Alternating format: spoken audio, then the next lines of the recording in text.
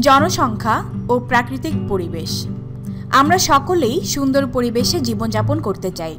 এজন্য দরকার পরিচ্ছন্ন প্রাকৃতিক পরিবেশ, যাতে থাকবে বন বাগান, খাল-বিল, নদী নালা, পাহাড় পর্বত ইত্যাদি।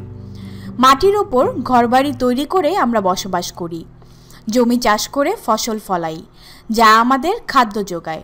উদ্ভিদ ও প্রাণী থেকেও আমরা খাদ্যসহ অনেক কিছু পেয়ে থাকি। মানুষ, অন্যান্য প্রাণী ও উদ্ভিদের বেঁচে থাকার জন্য প্রয়োজন মাটি, পানি ও বায়ু এবং সূর্যের আলো, আর তার সঙ্গে দরকার বাড়তি ঘরবাড়ি ও বাড়তি খাদ্য। এছাড়া দরকার হাটবাজার, কলকারখানা ও মলমূত্র নিষ্কাশনের ভালো ব্যবস্থা। এতে গাছপালা ও পশু পাখির যাতে ক্ষতি না হয় সেদিকে লক্ষ্য রাখতে হবে। উপরের চিত্রে প্রদর্শিত সুন্দর ও আদর্শ পরিবেশ জনসংখ্যা বাড়ার সঙ্গে সঙ্গে নষ্ট হয়। যেমন কোনো পরিবারের লোক সংখ্যা বাড়লে কী অবস্থার সৃষ্টি হয়। বাড়তি খাবারের আয়োজন ছাড়াও দরকার বাড়তি থাকার জায়গা, যেমন বসা, ঘুমানো, মলমূত্র ত্যাগ ইত্যাদির সমস্যা হয়। এভাবে নির্দিষ্ট কোনো এলাকার বা দেশের লোক সংখ্যা যদি বাড়ে, সেখানে বাড়তি কী প্রয়োজন হয়? প্রথমত, বাড়তি খাদ্যের সঙ্গে বাড়তি বাসস্থানের প্রয়োজন হয়, তাই বাড়তি ঘরবাড়ি তৈরি হতে থাকে। এভাবে এলাকাটি বা দেশটি শুধু ঘনবসতিপূর্ণ হয় না, এর সঙ্গে বাড়তি লোকের চাহিদা অনুযায়ী অন্যান্য মৌলিক চাহিদারও ব্যবস্থা করতে হবে, যেমন বাড়তি শিক্ষা প্রতিষ্ঠান, হাটবাজার, হাসপাতাল ইত্যাদি। এছাড়াও বাড়াতে হয় যানবাহন, রাস্তাঘাট, পুল, শিল্প কারখানা ইত্যাদি। জনসংখ্যা বৃদ্ধির কারণে যেসব পরিবর্তন বা ক্ষতি হয় তার একটি তালিকা তৈরি করো। বাড়তি জনসংখ্যার জন্য পরিবেশের পরিবর্তন ও ক্ষতির তালিকা। বাড়িতে বাড়তি খাবার প্রয়োজন হয়, বাড়তি থাকার জায়গা লাগে, বসা ঘুমানোর জায়গা লাগে, বাড়তি মলমূত্র ত্যাগের ব্যবস্থা করতে হয়, বাড়তি বস্ত্রাদি প্রয়োজন হয়। বাড়িঘর নির্মাণে এলোমেলো বাড়িঘর হয়, এক ঘরের সাথে অন্য ঘর লেগে যায়, ফসলি জমি নষ্ট হয়, বন বাগিচা নষ্ট করতে হয়, খোলা জায়গা থাকে না। বন বাগান নষ্ট হয়, ফল ফলাদির গাছপালা নষ্ট হয়, কাঠের গাছ নষ্ট হয়, কীট পতঙ্গ ও পাখির আবাসস্থল নষ্ট হয়, অক্সিজেন কমে যায়। প্রাকৃতিক পরিবেশ ও সম্পদের উপর বাড়তি জনসংখ্যার জরুরি চাহিদার মেটানোর প্রভাব। আমরা জানি জনসংখ্যা বৃদ্ধির সঙ্গে সঙ্গে মানুষের দৈনন্দিন চাহিদাও বাড়তে থাকে, যেমন খাদ্য, বাসস্থান, বস্ত্র, শিক্ষা, চিকিৎসা ইত্যাদি। এর মধ্যে সবচেয়ে জরুরি হচ্ছে খাদ্য সরবরাহ। যেমন একটি শিশুর জন্মের পর থেকেই খাদ্য প্রয়োজন হয়, এজন্য বেশি সময় সংকুলানের কোনো সুযোগ নেই। এর পাশাপাশি বাড়তি বাসস্থান তৈরির চাহিদাও বাড়তে থাকে। এসবের জন্য মানুষকে সাধারণত স্থানীয় প্রাকৃতিক সম্পদের ওপরেই নির্ভর করতে হয়। অথচ আমাদের প্রাকৃতিক সম্পদ যেমন ভূমি, নদী নালা, বন বাগান, পশু পাখি ইত্যাদির পরিমাণ খুব কম। বাড়তি জনসংখ্যার চাহিদা মেটাতে এর প্রায় অনেক ইতিমধ্যে ধ্বংস হয়েছে। এ অধ্যায়ে আমরা যা শিখেছি, সুস্থ সবল জীবনযাপনের জন্য প্রয়োজন পরিচ্ছন্ন প্রাকৃতিক পরিবেশ, কিন্তু বাড়তি লোক সংখ্যার বাড়তি চাহিদার কারণে পরিবেশ নষ্ট হচ্ছে। বাড়তি ঘরবাড়ি ও বাড়তি খাদ্য উৎপাদনের কারণে গাছপালা ও ভূমি নষ্ট হচ্ছে। আবার উৎপাদন বৃদ্ধির জন্য রাসায়নিক সার ও বিষাক্ত ঔষধ মাটি, পানি ও বায়ু দূষিত করছে। অন্যান্য মৌলিক চাহিদার কারণে শিল্প কারখানা, হাসপাতাল, যানবাহন ইত্যাদির সংখ্যাও বাড়ছে। এসব থেকে নির্গত বর্জ্য ও মাটি, পানি ও বায়ু দূষিত করছে। বাংলাদেশ পৃথিবীর একটি ছোট ও সবচেয়ে জনবহুল দেশ। এর প্রাকৃতিক সম্পদ অত্যন্ত কম। এই সীমিত প্রাকৃতিক সম্পদ সংরক্ষণ ও ব্যবহারের সকলকে খুব যত্নশীল হতে হবে। শূন্যস্থান পূরণ করো। দূষণমুক্ত পরিবেশে বাস করতে চাই দূষণমুক্ত পানি ও বায়ু। দূষণমুক্ত পরিবেশে বাস করতে চাই দূষণমুক্ত মাটি, পানি ও বায়ু। সবচেয়ে ঘন বসতির ক্ষুদ্রতম হল পৃথিবীর সবচেয়ে ঘনবসতির ক্ষুদ্রতম দেশ হল বাংলাদেশ। একই জমিতে বছরে একাধিক ফসল ফলালে জমির হ্রাস পায়। একই জমিতে বছরে একাধিক ফসল ফলালে জমির উর্বরতা হ্রাস পায়। সঠিক উত্তরটিতে টিকচিহ্ন দাও। পৃথিবীর বর্তমান জনসংখ্যা কত? এখানে উত্তর হবে 700 কোটি। বাংলাদেশের চাষাবাদ পুরোপুরি আধুনিক করলে এখানে উত্তর হবে ফলন আরও বাড়বে। কোনো দেশের জনসংখ্যা দ্রুত বাড়লে খুব জরুরি কিসের চাহিদা বাড়ে? এখানে উত্তর হবে খাদ্যের। বাম পাশের অংশের সঙ্গে ডান পাশের অংশের মিল করো। সুস্থ সবল জীবনের জন্য প্রয়োজন সুন্দর প্রাকৃতিক পরিবেশ।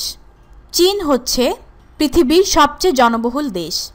জনসংখ্যার বৃদ্ধির সঙ্গে সঙ্গে বাড়তি খাবার ও বাড়তি জায়গা লাগে। শিল্প কারখানার বর্জ্য মাটি ও পানি দূষিত করে।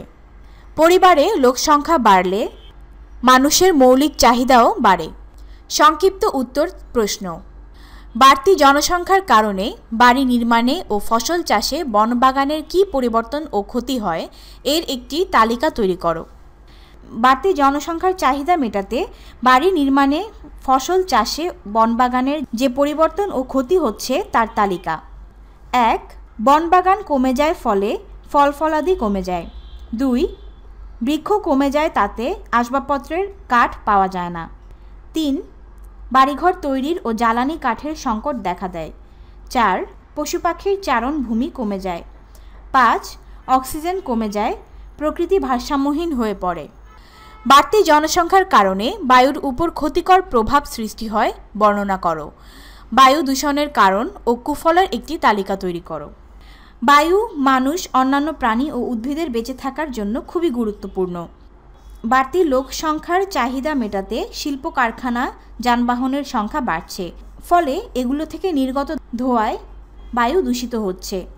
কলকারখানা তাছাড়া অধিক জনসংখ্যার মলমূত্র ও আবর্জনা বায়ুতে দুর্গন্ধ ছড়ায়, ফলে বায়ু দূষিত হচ্ছে। এতে জনজীবনের মারাত্মক ক্ষতি হচ্ছে। বায়ু দূষণের কারণ: 1. উন্মুক্ত স্থানে মলমূত্র ত্যাগ। 2. কলকারখানার ধোঁয়া। 3. রাসায়নিক দ্রব্যের দুর্গন্ধ। 4. কলকারখানার ও মাইকের আওয়াজ। 5. যানবাহনের কালো ধোঁয়া। বায়ু দূষণের কুফল: 1. রোগ জীবাণু বেড়ে যায়। 2. প্রাণী রোগে আক্রান্ত হয়। 3. শারীরিক ক্ষতি হয়। 4. মানুষের কানের ক্ষতি হয়। 5. বায়ু উত্তপ্ত হয়ে পড়ে, পরিবেশের ভারসাম্য নষ্ট হয়। বাংলাদেশ পৃথিবীর মধ্যে সবচেয়ে ঘনবসতির দেশ, ব্যাখ্যা করো। চীন পৃথিবীর সবচেয়ে বেশি জনসংখ্যার দেশ।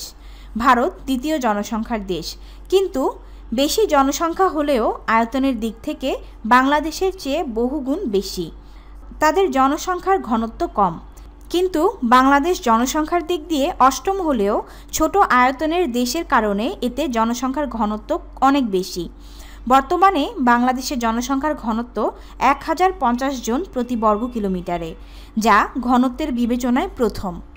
রচনামূলক প্রশ্ন: বাড়তি জনসংখ্যা বা ঘনবসতির স্থানে পানি সম্পদের কিরূপ ক্ষতি হয়, বর্ণনা সহ একটি তালিকা তৈরি করো।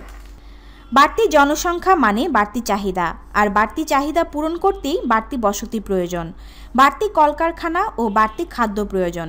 বাড়তি জনসাধারণের মলমূত্র, আবর্জনা, কলকারখানার বর্জ্য পানিতে মিশে পানিকে প্রতিনিয়ত দূষিত করছে। তাছাড়া সার ও কীটনাশক ব্যবহারে পানি দূষিত হচ্ছে। পানি দূষিত হওয়ার কারণ নিচের ছকে দেখানো হলো। 1. মানুষের গোসল ও কাপড় চোপড় ধোয়ার কারণে পানি দূষিত হচ্ছে। 2. গরু ছাগল গোসল করানোর কারণে। 3.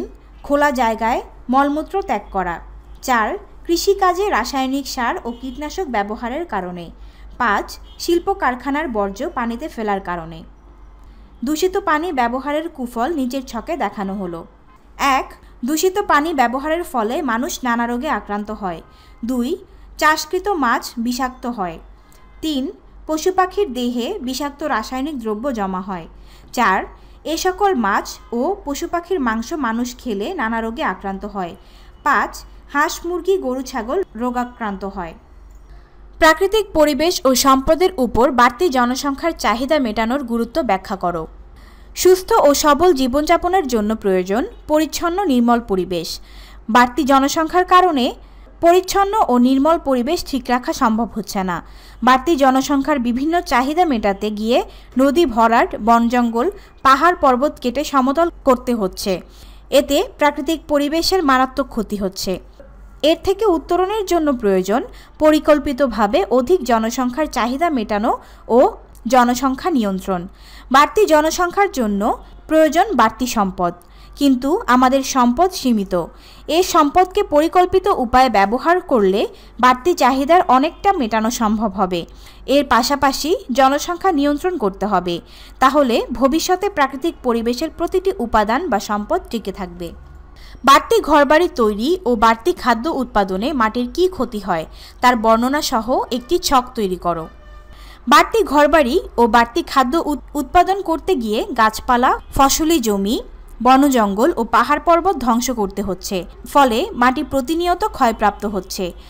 নিম্নে মাটির ক্ষতির কারণ দেওয়া হলো। 1. গাছপালা উজাড় করার ফলে মাটি ক্ষয় হয়। 2. বাড়তি উৎপাদনের জন্য অতিরিক্ত রাসায়নিক সার ও কীটনাশক ব্যবহারে। 3. একই ফসল একই জমিতে বারবার উৎপাদন করায়। নিম্নে মাটির ক্ষতির কুফল দেওয়া হলো। 1. মাটির উর্বরতা কমে যায়। 2. মাটি দূষণ হয়। 3. মাটির উৎপাদন ক্ষমতা কমে যায়।